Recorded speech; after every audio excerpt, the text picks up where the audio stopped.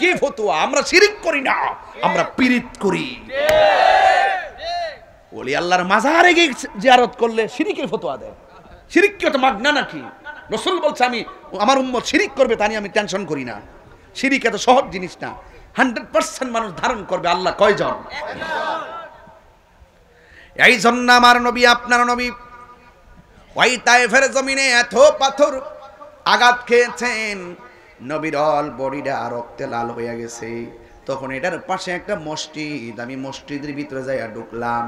পাকিস্তানিটা আমার ডাক দিয়ে কয়, ও শাইখ দেখেন দেখেন, আমার মাথা সাদা রুমাল লাগান ছিল তো, শাইখ ডাকছে।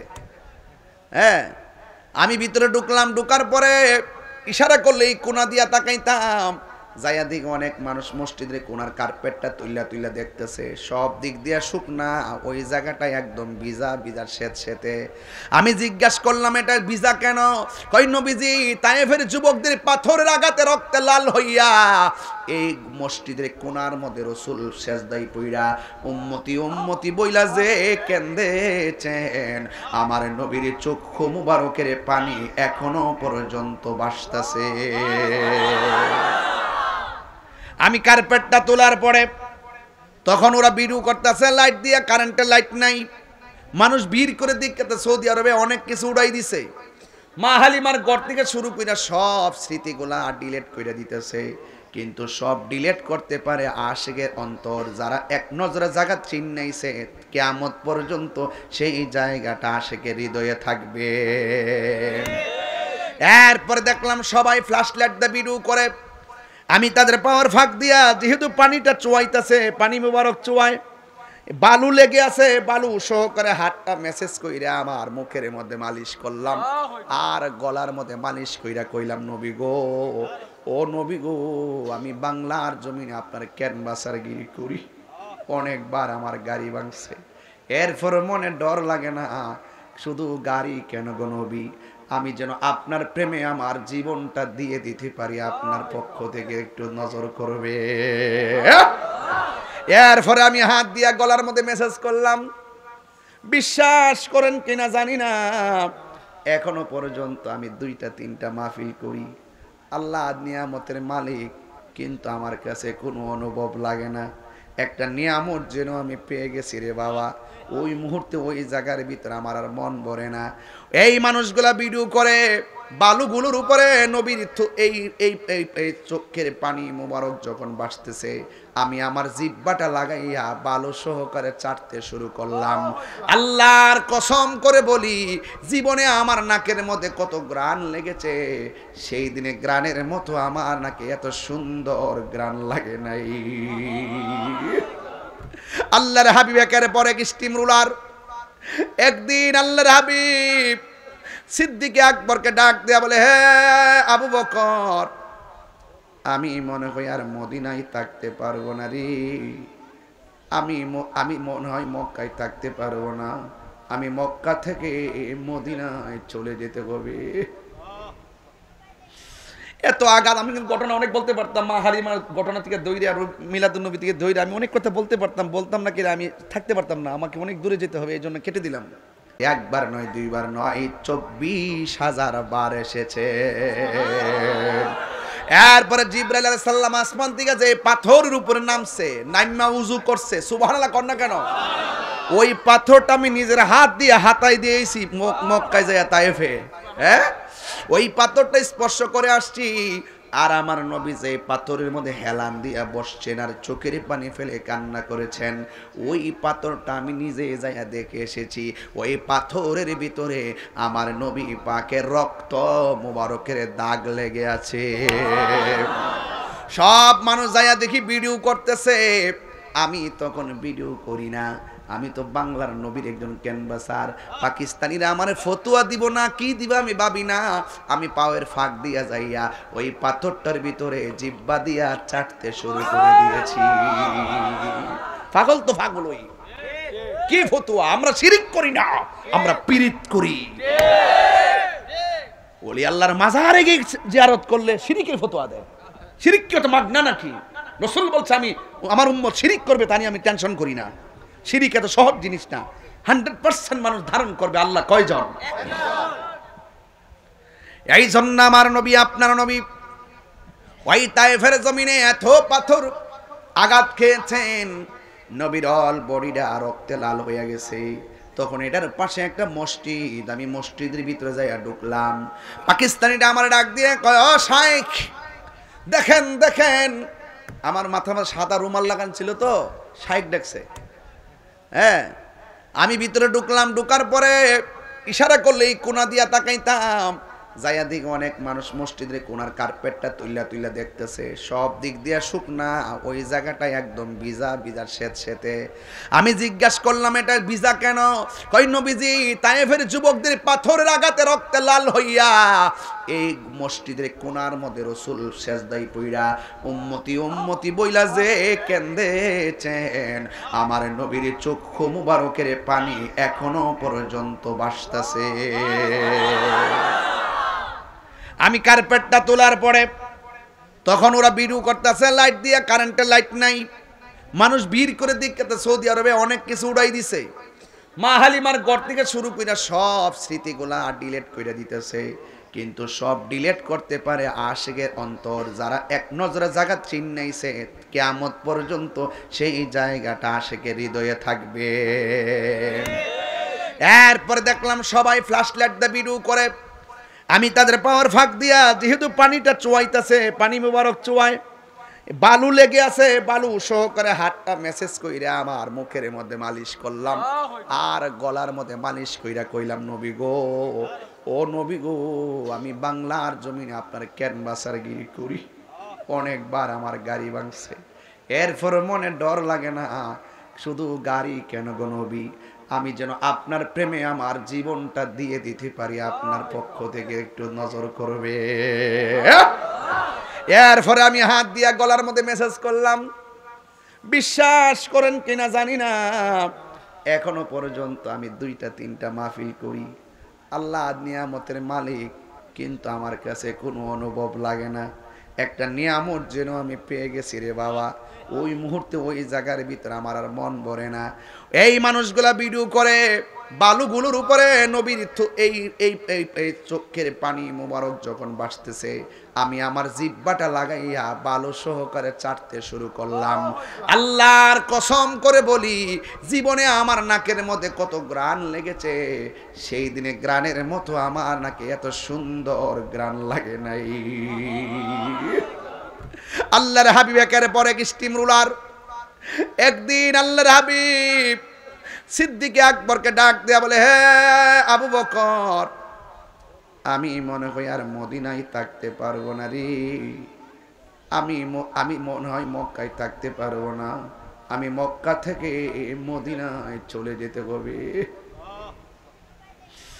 এত আঘাত। আমি কিন্তু ঘটনা অনেক বলতে পারতাম, মা হালিমার ঘটনা থেকে দৌড়ে আর মিলাদুন্নবী থেকে দৌড়ে আমি অনেক কথা বলতে পারতাম, বলতাম না কি আমি থাকতে পারতাম না, আমাকে অনেক দূরে যেতে হবে, এই জন্য কেটে দিলাম।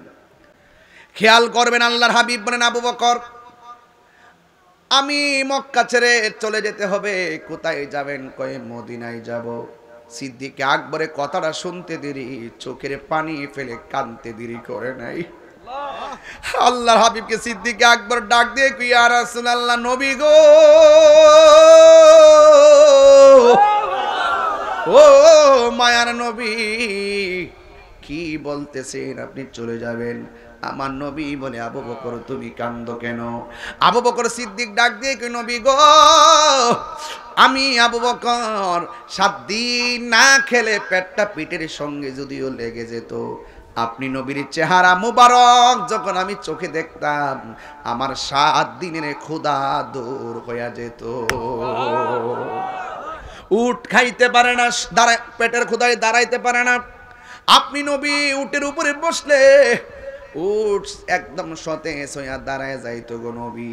হালিমা বলছিল, নবী এমন নবী যে আমার দুম্বার মত, আমার কিসের মধ্যে, আমার যে গাদারা উষ্টি, আমার উষ্টির স্তন ছিল জীর্ণ শীর্ণ শুকনা। আল্লাহর হাবিবকে যখন আমি ছোটবেলায় নিয়ে সেখানে আরোহণ করলাম, সাথে সাথে আমার উষ্টির স্তনের মধ্যে দুধ পর্যাপ্ত চলে এসেছে। আল্লাহু আকবার। কোন না কেন? আমার স্তনের মধ্যে দুধ ছিল না, নবী যখন আমার ঘরের মধ্যে শৈশবে আসছে, আমার স্তনের মধ্যে পর্যাপ্ত দুধ এসেছে। শুধুমাত্র তাই নয়, আমার ঘরের সামনে একটা খেজুর গাছ, যে গাছটা ছিল মরা, এই খেজুর গাছটা আমার আল্লাহ নবীর বরকতে জিন্দা বানাইয়া দিছে। আল্লাহু আকবার। আমার নবী ছোটবেলায় এত ইনসাফ ছিল, এক স্তনের দুধ পান করছে আর এক স্তনে মুখ লাগাই নাই। কারণ আমার নবী এত ইনসাফওয়ালা, কারণ আমার নবী জানতেন আর একটা দুধ ভাই আছে, আমি এক স্তনে দুধ পান করবো, আমার ওই ভাইটা আর এক স্তনে দুধ পান করবে। এই শৈশবে যেই নবীর এত ইনসাফ, এর দ্বারা প্রমাণ হয়ে যায় আমার নবী, আপনার নবী এই দুনিয়াতে নবী হইয়াই শুভ আগমন করেছে। এদিকে গেলাম না রে বাবা, আমার সিদ্দিক আকবর চোখের পানি ফালাইয়া কান্দে। নবী বলে, আবু বকর তুমি কান্দো কেন? আবু বকর বলে, নবী একটা নজর যার না দেখলে আমি থাকতে পারি না, যার পিছনে নামাজ না পড়লে আমি কোনো কিছুতে থাকতে পারি না, যার পিছনে দাঁড়ায় নামাজ না পড়লে থাকতে পারি না। ও নবী গো, যার চেহারা দেখলে আমার ক্ষুধা দূর হয়ে যায়, ওই নবীর সারা মক্কায় আমার অন্ধকার। আবু বকর, নবী ডাক দিয়ে বলে, আবু বকর কান্দো না। সিদ্দিক আকবর বলে, নবী গো কান্না বন্ধ করলাম, কিন্তু আপনি কি নিজের ইচ্ছায় যাচ্ছেন নাকি আল্লাহ বলেছে? আবু বকর সিদ্দিককে নবী ডাক দিয়ে বলে, আবু বকর আমি নিজের ইচ্ছায় যাচ্ছি না, এই কাফেরদের জ্বালা যন্ত্রণা, আর আমার আল্লাহ রাব্বুল আলামিন আমাকে নির্দেশ করেছেন মক্কা ছেড়ে মদিনায় চলে যাওয়ার জন্য। আপনারা জবান খুলে বলে, নির্দেশ কার? আরো বড় করে, নির্দেশ কার? আবু বকর বলে, নবী গো আল্লাহর কথা ছাড়া তো কথা বলেন না, তাইলে চলে যাবেন, তবে আমি কেমনে থাকবো? আবু বকর তো নবীর সুখের সাথী, আবু বকর সিদ্দিক আমার নবীর দুঃখের সাথী। আমার নবী ডাক দিয়ে কি, আবু বকর টেনশন করো না, আমি নবী যেদিন মক্কা ছেড়ে যাব, তুমি আবু বকরকে আমি সাথে নিয়ে যাব। আর জোরে কোন আল্লাহু আকবার কোন না কেন? সিদ্দিক আকবর কি খুশি না বেজার? কিন্তু কোন দিন যাবে, কোন রাতে যাবে আমার নবী বলে নাই। একদিন আমার নবী ডাক দিয়ে কয়, আলী আমি মদিনায় চলে যাইতেছি, তোমার সঙ্গে আমার দেখা হবে মদিনায়, তুমি আমার বিছানার মধ্যে থাকো। নবী রাত্রে বের হইয়া গেছে, হযরতে মৌলা আলী রাদিয়াল্লাহু তাআলা আনহু আমার নবীর বিছানার মধ্যে। সুবহানাল্লাহ কোন রে?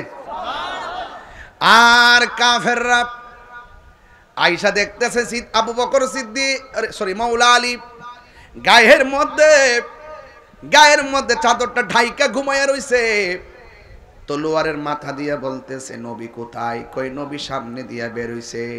এখন হযরতে মৌলা আলীকে প্রশ্ন করি, আলী গো ওরা যদি আপনাকে নবী মনে কইরা মাইরা ফালাইতো আপনি কি করতেন? আবু বকর সিদ্দিক ডাক দিয়ে, হযরতে মৌলা আলী ডাক দিয়া বলে, তোমরা কি পাগল হইছো নাকি? কেমনে আমারে মারবো? আমার নবী যাওয়ার সময় বলে গেছে আমার নবীর সঙ্গে দেখা হবে মদিনায়, নবীর সঙ্গে দেখা হওয়ার আগে আমারে কেউ মারতে পারবে না, এটাই হলো আমার ঈমান। আরো জোরে কোন আল্লাহু আকবার কোন না কেন? এই মৌলা আলী রাদিয়াল্লাহু তাআলা নবীর বিছানায় ওই দিক দিয়ে আমার নবী রাতের বেলা সিদ্দিক আকবরের বাড়িতে যাইয়া ফাকরা আল বাব, দরজার মধ্যে টোকা দিছে। দিতে দেরি আবু বকর সিদ্দিক লাব্বাইক ইয়া রাসূলুল্লাহ বলে নবীর সামনে দরজাটা খুলে দিয়েছে। আমার নবী মনে, আবু বকর, আল্লাহু আকবার জোরে হবে, আবু